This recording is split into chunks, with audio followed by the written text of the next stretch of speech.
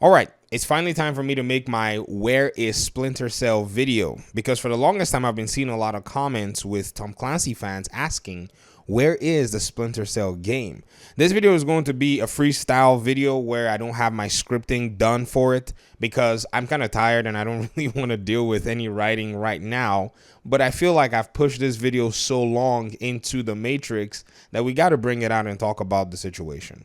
Welcome to the Gaming Daddy channel. If you're new here, I have a lot of gaming conversations that I enjoy engaging with and with the community. Feel free to leave a comment afterwards. Now, there is a lot to actually unpack with this one, so you got to really just pay attention, stay with me. I'll try my best to bring it full circle.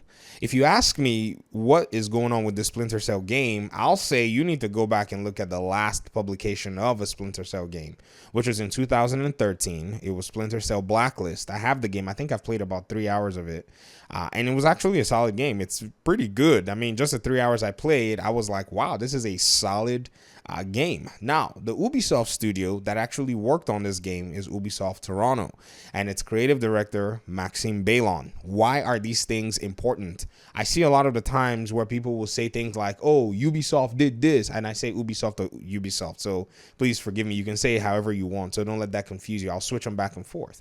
You can say, you know, Ubisoft is engaged in doing these things, or they did this and did that. But what you have to understand is, among the entire publisher, they have a bunch of studios underneath them, and even sister studios that support those studios underneath them.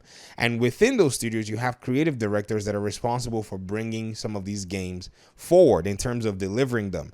I mean, you can look very carefully at the Far Cry franchise. You can look very carefully at the Assassin's Creed games. You can look very carefully even at the Tom Clancy games that are actually delivered even among various different studios.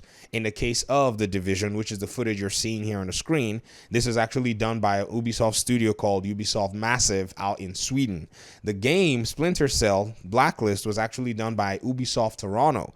You look at games like Assassin's Creed, I think that's also Ubisoft Montreal or something, or Ubisoft Paris, if you correct me if I'm wrong. And then if you look at the Far Cry games, these are also, split across the different studios.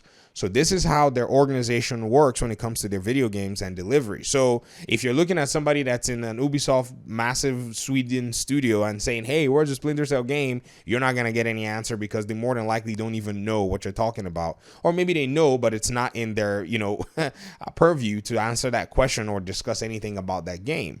So what we need to do is need to look at the studio responsible for the last Splinter Cell game and even some other Splinter Cell games and some of the folk that have been involved in those productions, and we'll probably be able to come to a conclusion as to where this game is hiding or what the fate of this game is.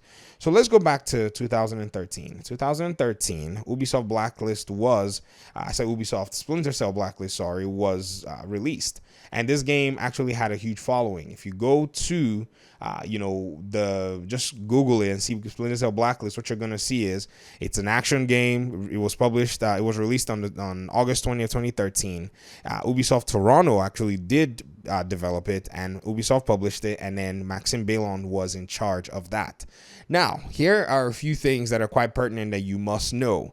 Maxime Bailon eventually, after a few months ago or a year ago or something, got a promotion to be a VP over specific editorial things. Now, Ubisoft decided after Breakpoint that they were going to take, the way the games were working and restructure them. They were going to take things like their Tom Clancy games and their Far Cry games and their, Assassin's Creed games and all these games and kind of put them underneath specific individuals to kind of reduce the amount of decision making one person had to make. Maxime Bailon, I think, was the person that was selected for the position over specific games. And so after a while, it then went to, this particular weird thing that he resigned after some incidents, and I don't want to show it here. I'm not going to be that guy that puts that out there, but Ubisoft was going through all of this stuff where people were resigning, falling like flies left and right because the company was basically starting to, move forward and taking care of spicy things that were not appropriate according to them in the workplace. And so he resigned. Now, this is somebody who more than likely was going to be in charge of actually trying to deliver this game. And if you ask me, like, okay, so how do you even know this game was in development? Well, again, there's another creative director who also worked on, past Ubisoft games as well. His name is Patrick Redding. Patrick Redding was at Ubisoft Toronto for 4 years. He was the creative director full-time on an unannounced title. Now, what would be the unannounced title from Ubisoft Toronto after they had just basically delivered a Splinter Cell game? Now, Patrick Redding was the game director on Splinter Cell Blacklist. Okay, and then somehow they were working on some other game that wasn't announced. Now, if you also ask again and look at his past stint before Ubisoft Toronto, he was also at Ubisoft Montreal, where he worked on Splinter Cell Convictions co-op. You had people who knew a lot about this Splinter Cell game and people who had experience with it that seemed to be in the position to have the game delivered until a lot of unforeseen circumstances. So Maxime Bailon gets that promotion and then eventually leaves the studio. And then somebody else as well, in that article that I just showed you on, I think the article's on Polygon or IGN, somebody else as well that was also another VP also then resigned. So this was not just Maxime Bailon, this was not just other person.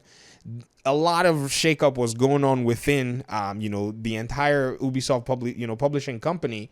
That game, I'm sure, had to get put on hold.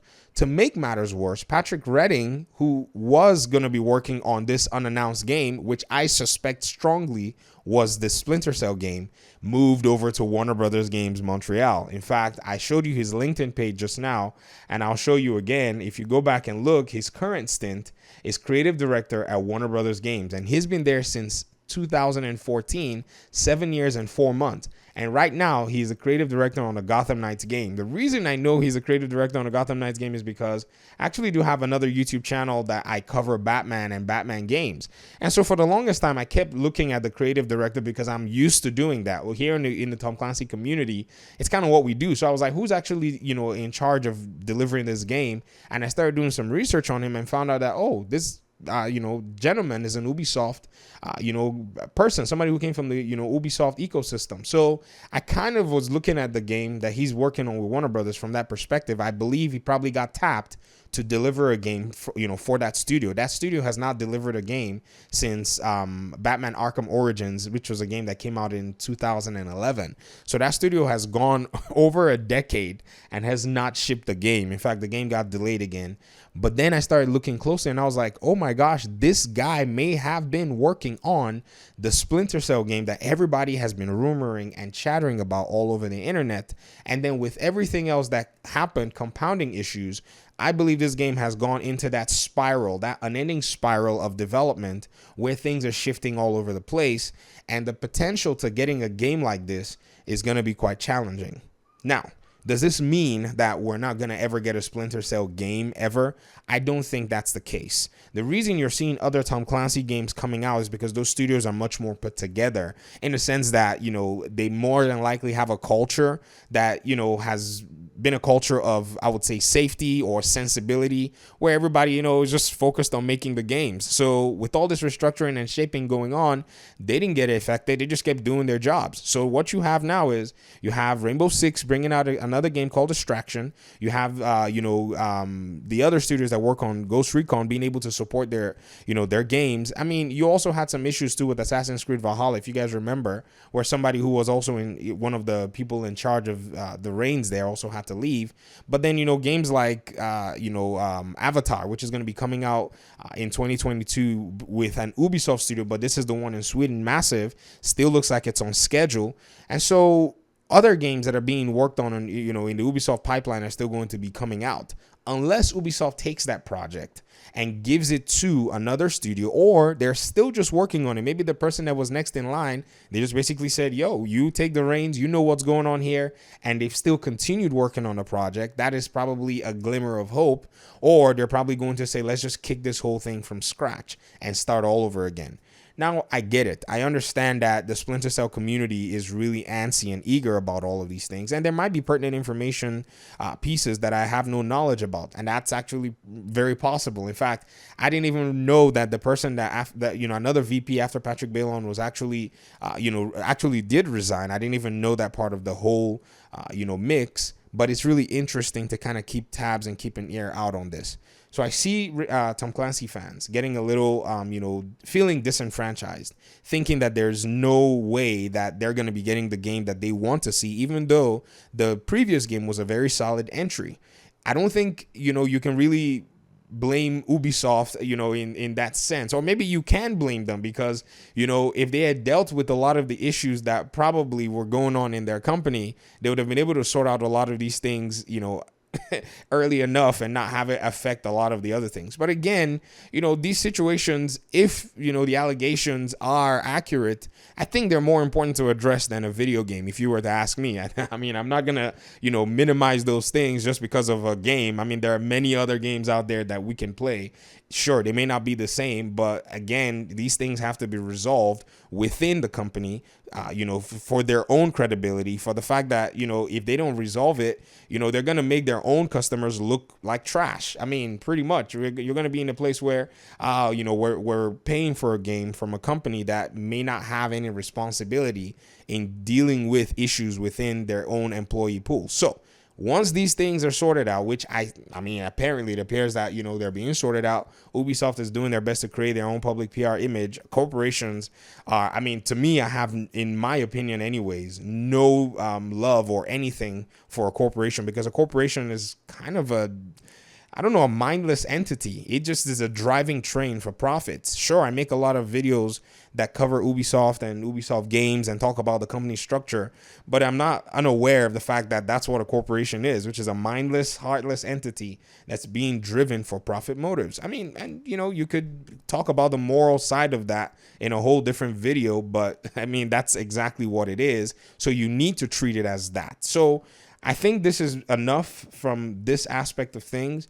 If you're a Tom Clancy fan or you're a Splinter Cell fan and you have, you know, your own reservations about all of this, I think it's likely that you're going to be getting a Splinter Cell game in the next 5 years, because all of what's gone on so far, unless somebody is taking the reins, then we won't be hearing about this game in the near future. I mean, if you're going to hear anything about this Splinter Cell game, you're probably going to hear about it next year. For now, Ubisoft is more interested in promoting the games that are coming out this year. Far Cry 6, Avatar, even if it's a game for next year, they're still going to be pushing it, you know, with different channels.